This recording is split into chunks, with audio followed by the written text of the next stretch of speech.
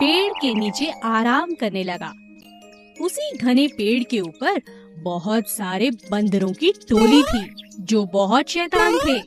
जब बंदरों ने देखा राजू टोपी वाले की आंख लग गई है और वह सो गया है, तभी सारे शैतान बंदर पेड़ से नीचे उतरकर टोपियों के साथ खेलने लगे। बेचारा राजू इस बात से अनजान था और आराम से सो रहा था।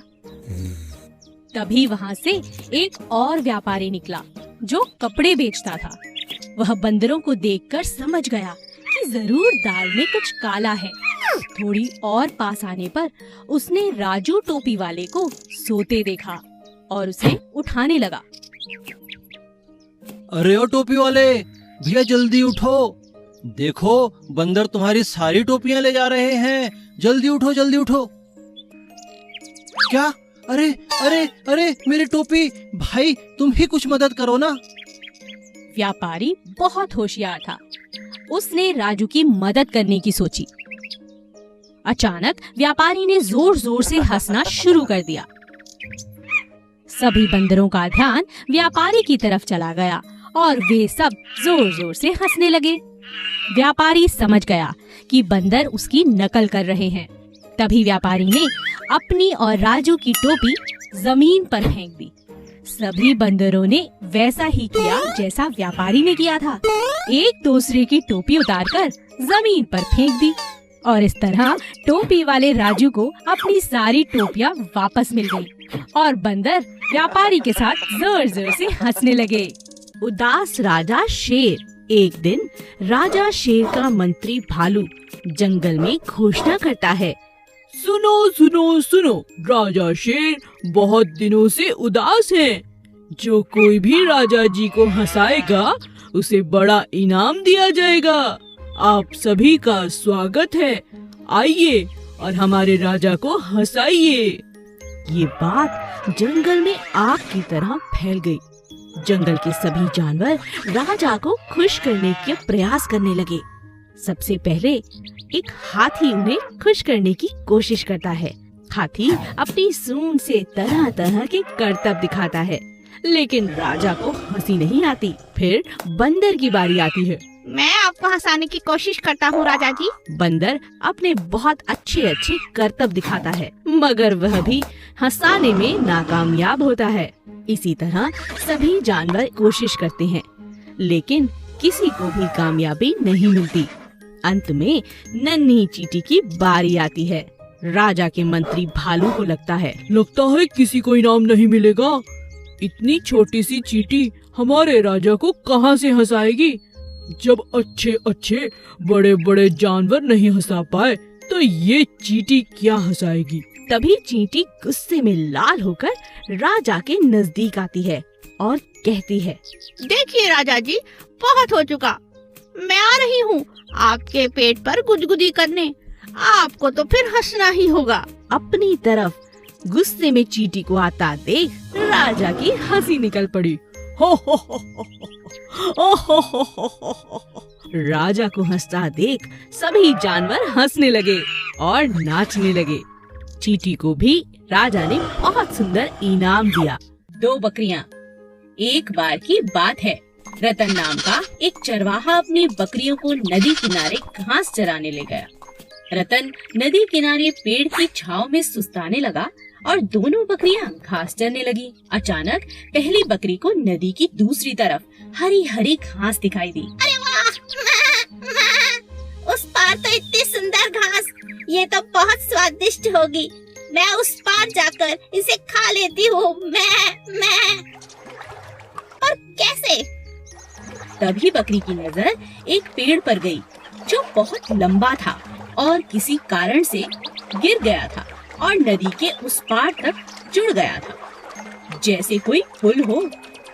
बकरी बहुत खुश हो गई और सोचने लगी कि मैं इस पेड़ के सहारे उस किनारे तक पहुंच सकती हूँ। बकरी पुल पर चढ़ने लगी।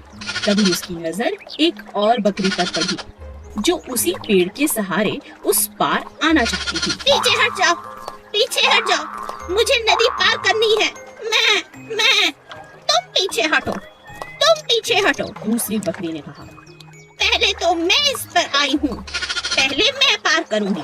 मैं दोनों बकरियां आपस में झगड़ने लगी। पहली बकरी समझदार थी, उसने कहा, मैं पीछे नहीं हटूंगी, मगर नीचे बैठ जाती हूँ। तुम मुझे टाप कर नदी की दूसरी तरफ जा सकती हो।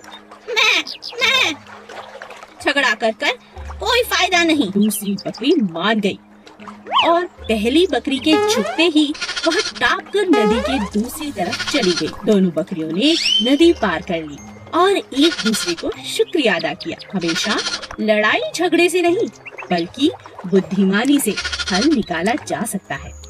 वफादार घोड़ा बादल। चंदन के पास बादल नाम का एक खूबसूरत सफेद रंग का घोड़ा था।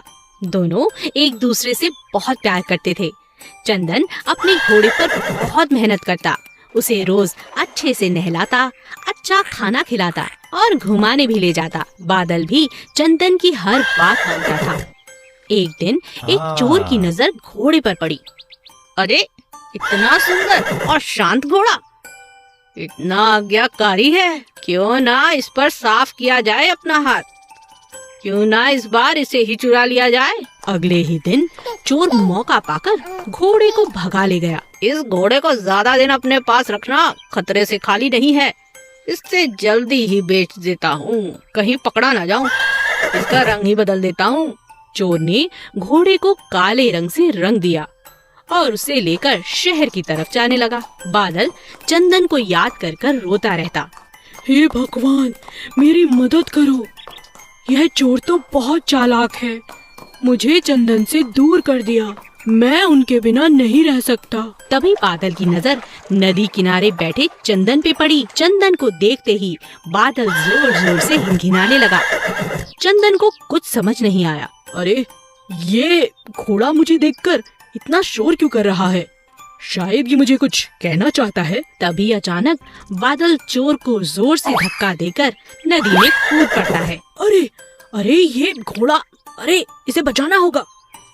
चंदन घोड़े को बचाकर बाहर ले आता है, मगर यह क्या? अरे, इस घोड़े का तो रंग निकल रहा है। अरे भागो, कहीं पकड़ा न जाऊं। यह सब देख चोर दुम दबाकर भाग गया। चंदन अपने घोड़े को पहचान जाता है और बादल अपनी समझदारी से अपने मालिक के पास वापस पहुंच जाता है। भेड़ें और सियार। एक दिन एक सियार जंगल से गुजर रहा था। उसने दो भेड़ों को जोर जोर से बातें करते हुए सुना। अरे भाई, क्या बात है? शायद इनके बीच झगड़ा होने वाला है, चलो देखता हूँ। सियार एक पेड़ के पीछे छिप गया और भेड़ों को लड़ते हुए देखने लगा। मुझसे पंगा मत लो, मैं बहुत शक्तिशाली हूँ, समझी? मैं तुमसे नहीं डरती, जाओ यहाँ से, यह मेरा इलाका है। तो चलो, इसका आज फैसला हो जाए। ठीक है, मैं किसी से नहीं डरती, आ जाओ मैदान में। वाह, यह दोनों तो बहुत तगड़ी हैं। इनका झगड़ा देखने में मजा आएगा।